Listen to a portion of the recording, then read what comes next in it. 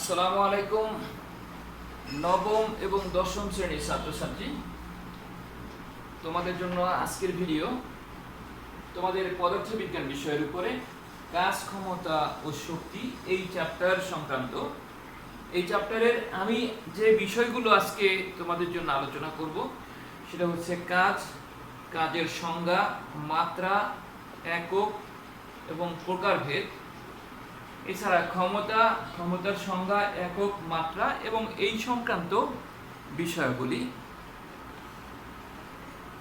তো প্রথমেই কাজ নিয়ে যদি কথা বলি, এখন কাজ কাজ শব্দটা ইংরেজিতে বলে ওয়ার্ক। এইটা দৈনন্দিন জীবনে কাজ এবং পদার্থবিজ্ঞানে কাজ দুইটা কিন্তু ভিন্ন জিনিস। যেমন দৈনন্দিন জীবনে ধরো একজন নাইট গার্ড এই সারা রাত্র গেটে বসে বসে পুরা প্রতিষ্ঠান বা পুরা বাড়ি পাহারা দিয়েছে, তো স্বাভাবিক দৃষ্টিতে সে তো কাজ করেছেন। আবার একজন মাঝি স্রোতের প্রতিকূলে ধরো সকাল থেকে সন্ধ্যা পর্যন্ত নৌকা বাইলেন, দাঁড় বাইলেন, কিন্তু এক বিন্দুও সামনে অগ্রসর হতে পারলেন না। স্বাভাবিক দৃষ্টিতে এটা কাজ, উনি কাজ করেছেন, চেষ্টা করেছেন, মানে কাজ করেছেন, মানে বল প্রয়োগ করেছেন। কিন্তু একজন পদার্থবিজ্ঞানী বলবেন যে সে মোটেও কাজ করে নাই। কারণ পদার্থবিজ্ঞানে কাজ বলতে বোঝায় কোনো বস্তুতে বল প্রয়োগ করলে বস্তুটির যদি সরণ ঘটে, বস্তুটি যদি সম্মুখ দিকে বা পেছন দিকে যেখানেই হোক অগ্রসর হয়, তখন বল এবং সরণের গুণফলকে বলা হয় কাজ। বল এবং বলের অভিমুখে প্রয়োগ বিন্দুর সরণ বা সরণের উপাংশকে কাজ বলে। তাহলে আমরা লিখতে পারি, ধরো এখানে একটা লং রোলার দিয়েছি আমি, এই রোলারটাকে ধরো বল প্রয়োগ করে এই পর্যন্ত নেওয়া হলো, ধরো এ বিন্দু থেকে বি বিন্দুতে নেওয়া হলো এবং এদের মধ্যবর্তী দূরত্ব এস। তাহলে কাজ সমান সমান বল ইনটু সরণ, মানে বল ইনটু সরণ মানে W = Fs। এখন আমি এখানে আরেকটা দেখিয়েছি, দেখো এই লং রোলারটা যদি এদিকে টানে, তার মানে ভূমির সাথে থিটা কোণ তৈরি করে, করার পরে আমি এখানে একটা বিন্দু নিয়ে এই সি বিন্দুতে একটা লম্ব অঙ্কন করলাম, মানে এটা 90 ডিগ্রি কোণ। তাহলে এই এখানে একটা সরণের উপাংশ হবে। উপাংশ জিনিসটা হচ্ছে ভাগ, মানে সেপারেশন করা। ধরো আমার এই মার্কারটাকে আমি দুইটা ভাগে ভাগ করলাম, এরকম ভেক্টরকে দুইটা উপাংশে ভাগ করা যেতে পারে, ওটা ভেক্টরের উপাংশ বলা হয়। তো এখানে সরণ ভেক্টর রাশি, তাই এখানে সরণকে আমি সরণের উপাংশ নিয়েছি। এই উপাংশ সম্পর্কে তোমাদের এই ক্লাসে তেমন কিছুই নাই, তবে তোমাদের 11-12 ক্লাসে গেলে তোমরা উপাংশ সম্পর্কে জানতে পারবে যে ভেক্টর বা একটা ভেক্টর রাশিকে বিভাজন করা যায়, ভাগ করা যায়, বলকে ভাগ করা যায়। তো সেই ক্ষেত্রে আমি তোমাদের আমার এই ইউটিউব চ্যানেলে আমি ভেক্টর বিভাজন সংক্রান্ত একটা লেকচার দিয়েছি। তোমরা ইচ্ছে করলে ওখান থেকে সামান্য ধারণা নিতে পারো, হয়তো পুরোপুরি বুঝবে না, তবে ভাগ করা যায় এটা বুঝতে পারবে। সেটা একটু দেখে নিলে ভালো হয়। যা হোক, আমি লিখেছি যে এইটা হচ্ছে সরণের উপাংশ। আসলে সরণ তো এখান থেকে এই পর্যন্ত হওয়ার কথা, ঠিক না? এখান থেকে এই পর্যন্ত যদি মনে করো যে এই, এখন আমি এটাকে একটু মডিফাই করে লিখেছি AD/AC × AC। এবার AC AC কাটা যাবে, AD থাকবে।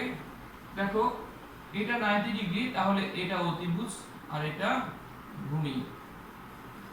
তো এখন cos θ = কি? cos θ = ভূমি/অতিভুজ। ভূমি হচ্ছে AD আর অতিভুজ AC, বা AC AD = AC cos θ। AC cos θ মানে হচ্ছে, দেখো AC মানে হচ্ছে S দূরত্ব, S cos θ। তাই আমি এখানে এই AD এর পরিবর্তে AC cos θ লিখেছি। AC AC তো কাটা যাবে, এডি বাই এসি সমান সমান কি? AD by AC cos theta, এটা দেখা লাগবে না। এডি বাই এসি মানে হচ্ছে cos থিটা a2, আর এই এসি এর মান বসিয়েছি s, তার মানে w fs cos থিটা। এখন এই থিটা সমান সমান যদি 0 হয়, দেখো আগের মতই হয়ে যাবে। এই থিটার মানটা যদি 0 হয়, cos থিটা 0 হলে মানে থিটা 0 হলে cos theta cos 0 degree, cos 0 এর মান হচ্ছে 1। কাজেই এটার মান যদি 1 বসাও তাহলে w fc থাকে, একই কথা, মানে এইটা আর এইটা একই। এই হচ্ছে মোটামুটি কাজ সম্পর্কে ধারণা। এবারে কাজের মাত্রা একক, এই বিষয়গুলো তোমরা আগের চ্যাপ্টারের সাথে মিলিয়ে করতে হবে, কারণ কাজ সমান সমান কি আমরা বের করি কাজের মাত্রা। কখনো কখনো খ নাম্বার অর্থাৎ অনুধাবনমূলক প্রশ্নে আসে কাজের মাত্রা নির্ণয় করো, সেক্ষেত্রে তোমরা লিখবা কাজ সমান সমান কি বল ইনটু সরণ বা দৈর্ঘ্য বা দূরত্ব, যাই বলো, সরণ লিখলাম। এখন একটা বিষয় মনে রাখবা, মাত্রা বের করতে হলে তোমার রাশিটাকে একটা লব্ধ রাশি, যেসব মৌলিক রাশির উপর নির্ভরশীল সব মৌলিক রাশিতে রূপান্তরিত করতে হবে, তারপরে তুমি মাত্রাটা লিখবা। সেই ক্ষেত্রে দেখো এখানে সরণটা কিন্তু মৌলিক রাশি, কাজ বল হচ্ছে লব্ধ রাশি। বল সমান কি তোমরা জানো যে ভর ইনটু ত্বরণ, আর সরণ তো আছেই, সরণটাকে আমি লিখলাম, আচ্ছা সরণই রাখলাম, ইকুয়াল দেখো ভর ইনটু ত্বরণ না লিখে আমি লিখলাম বেগ বাই সময়, আর সরণ তো আছেই,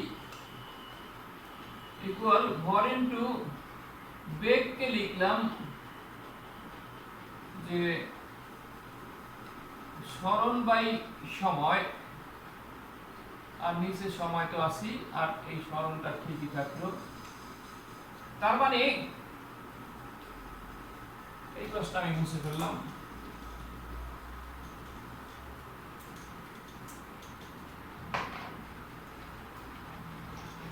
দেখো উপরে থাকলো ভর ইনটু সরণ, দুইটাই, এই সরণ আর এই সরণ স্কয়ার, আর নিচে সময় স্কয়ার। তাহলে তুমি লিখতে পারো অতএব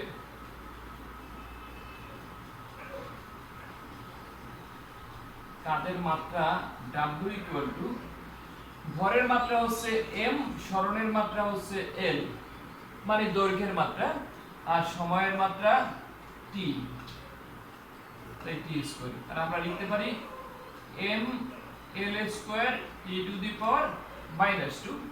এই হচ্ছে তোমার কাজের মাত্রা নির্ণয় করা। এবারে আমরা কাজের একক নির্ণয় করব। কাজের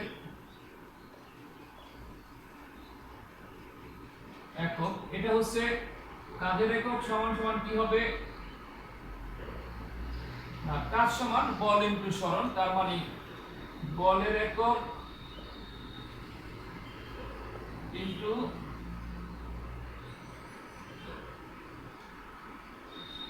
সরণের একক। বলের একক হচ্ছে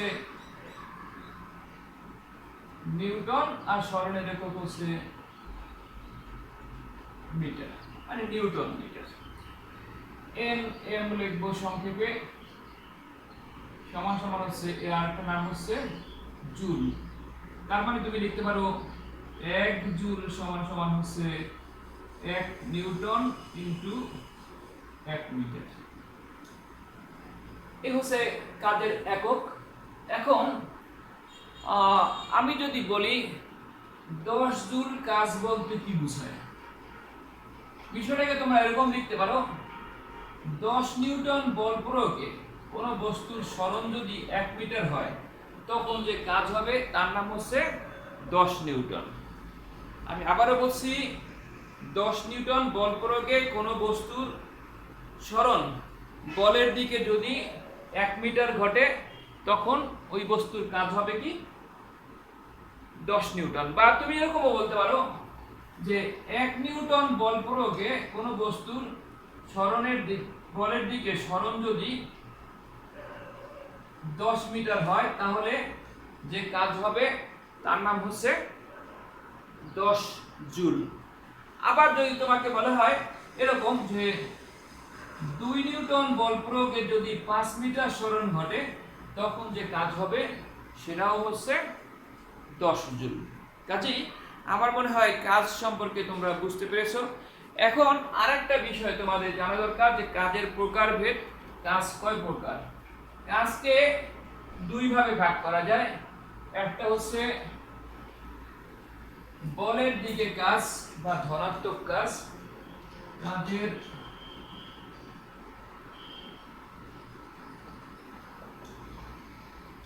প্রকারভেদ। এক নাম্বার হচ্ছে ধনাত্মক কাজ আর 2 নাম্বার হচ্ছে ঋণাত্মক কাজ। ধনাত্মক কাজ বা বলের দিকে কাজ এটা দ্বারা বোঝায় কোনো বস্তুর যদি বল প্রয়োগে সরণটা যদি বলের দিকে ঘটে তখন যে কাজ হবে সেটা হচ্ছে ধনাত্মক কাজ। মনে করো যে আমার হাতের এই মার্কারটা যদি ছেড়ে দেই তো নিচের দিকে পড়বে, তার মানে অভিকর্ষ ত্বরণের দিকে, অভিকর্ষ বলের দিকে কাজ করবে, তখন যে কাজ হবে সেটা হচ্ছে ধনাত্মক কাজ। কিন্তু এই যে ডাস্টারটা আমি যদি উপরে উঠাই, টেবিল থেকে যদি উপরে উঠাই, তার মানে অভিকর্ষ বলের বিরুদ্ধে কাজ হয়, সেটা হচ্ছে ঋণাত্মক কাজ। তোমরা যখন সিঁড়ি দিয়ে নামো নিচের দিকে, ওটা হচ্ছে ধনাত্মক কাজ। আবার সিঁড়ি দিয়ে যদি উপরের দিকে ওঠো তখন ঋণাত্মক কাজ হয়। এবার দেখো ক্ষমতা বলতে কি বোঝায় সেটা বলছি আমি।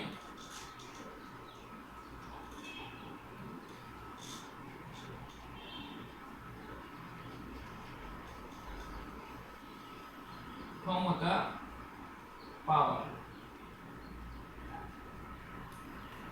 কোনো ব্যক্তি বা বস্তু 1 সেকেন্ডে বা একক সময়ে যে কাজ সম্পন্ন করে তাকেই বলা হয় ক্ষমতা। মানে কাজ করার হারকে বলা হয় ক্ষমতা।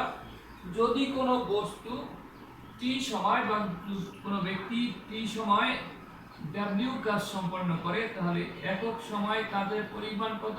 w/t। বা 1 সেকেন্ডে কাজের পরিমাণ w/t, এটা কি বলা হয়? ক্ষমতা। তাহলে তুমি লিখতে পারো ক্ষমতা p w/t। এই ক্ষমতার মাত্রা এককগুলি আমরা বের করব। ক্ষমতার মাত্রা নির্ণয়। মাত্রা মানে উপরে হচ্ছে কাজের মাত্রা আর নিচে হচ্ছে সময়ের মাত্রা। তোমাদেরকে যদি বের করতে বলে যে ক্ষমতার মাত্রা নির্ণয় করো, সেই ক্ষেত্রে এই কাজের মাত্রাটা একটু আগে আমি যেভাবে বের করেছি ওইভাবে তোমরা কাজের মাত্রাটা বের করে তারপরে এখানে কাজের মাত্রাটা বসাবা। যেহেতু আমি একটু আগে করেছি, তোমাদের ভিডিওতে আছে, কাজেই আমি এখানে আবার নতুন করে করলাম না, শুধু কাজের মাত্রাটা আমি সরাসরি বসাই দিলাম।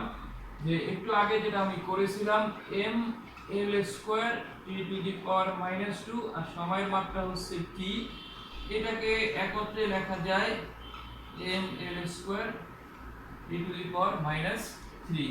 এটা হচ্ছে ক্ষমতার মাত্রা।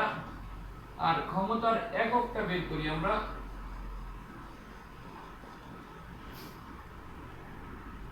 ক্ষমতার একক তাহলে উপরে থাকবে কাজের একক, নিচে সময়ের একক।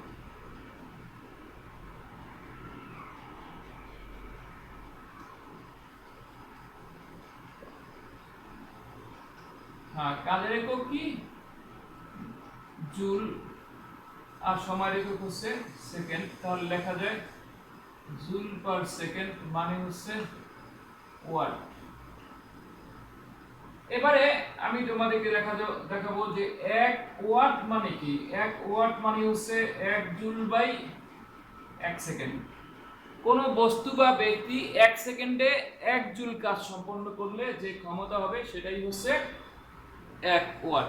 তোমাকে যদি বলা হয় যে 50 ওয়াট ক্ষমতা বলতে কি বোঝায়, তুমি লিখবা 1 সেকেন্ডে যদি 50 জুল কাজ সম্পন্ন হয় তখন যে ক্ষমতা হবে তার নাম হচ্ছে 50 ওয়াট। বলতে পারো যে কোনো বস্তুর ক্ষমতা 50 ওয়াট বলতে বোঝায় ওই বস্তুটি 1 সেকেন্ডে 50 জুল কাজ সম্পন্ন করে।